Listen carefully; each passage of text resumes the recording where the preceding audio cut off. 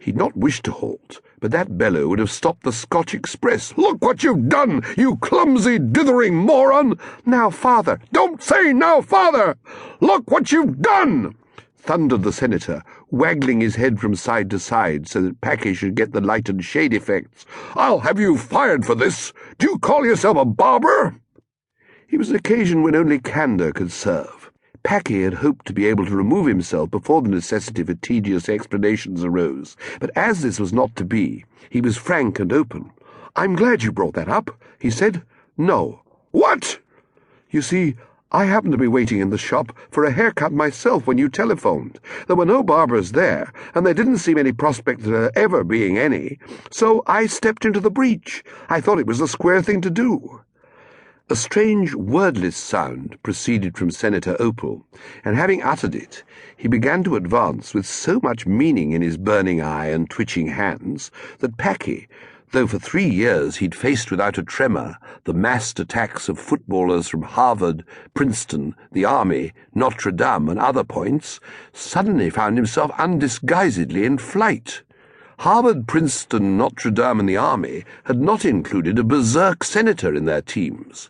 The handle of the door came conveniently to his fingers. He turned it and passed through. It was not until he was in the elevator that he paused to mop a moist brow. He had something of the emotions of a rabbit that had just eluded a more than usually quick-tempered boa constrictor. He found that he was still in the possession of property belonging to the hotel, to wit, scissors 1 pair. The sheet, he recalled, was lying on the floor of Suite 400. He could have gone back and got it had he wished, but he did not wish. He went to the barber shop, placed the scissors on the edge of a basin, mopped his brow again, and mounted the stairs to the lobby. Blair Eggleston was there, looking at his watch. Blair Eggleston was small and slim, and if you didn't mind side whiskers and one of those little moustaches which resemble smears of soot, good-looking. He seemed nervous. There was not much of his moustache, but he was tugging at what there was. He regarded Packy with a glassy eye. "Hello," said Packy, forcing himself to a joyous enthusiasm which he was far from feeling. "Here I am." "I beg your pardon?" "I'm afraid I'm a little late." "I beg your pardon?"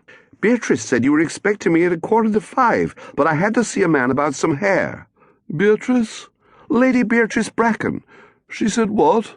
"That you were—" Packy broke off.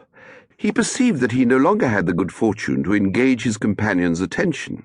He wondered if the other were always like this. If so, the task of laying the foundation of that beautiful friendship which Beatrice seemed to desire so greatly was going to be a man-sized job. "Can't we by any chance have got the wires crossed?" he said. "It was the idea, wasn't it, that we should pile on to a pot of tea together?" Blair Eggleston's eyes suddenly lost their glassiness. He stood like a point dog. He reached out and clutched Packy's coat sleeve feverishly. "Ah, there she is."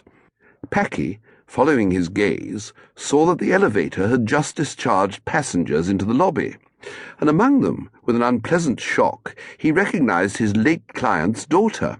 She was heading straight for them, and there came to him a strong conviction that the sooner he left this spot, the better. "Well, it's been great seeing you again," he said hastily, "but I've just remembered an important—" His attempts to withdraw were foiled by the fact that Blair Eggleston, apparently unconsciously, was still attached to his coat sleeve with a limpet grip.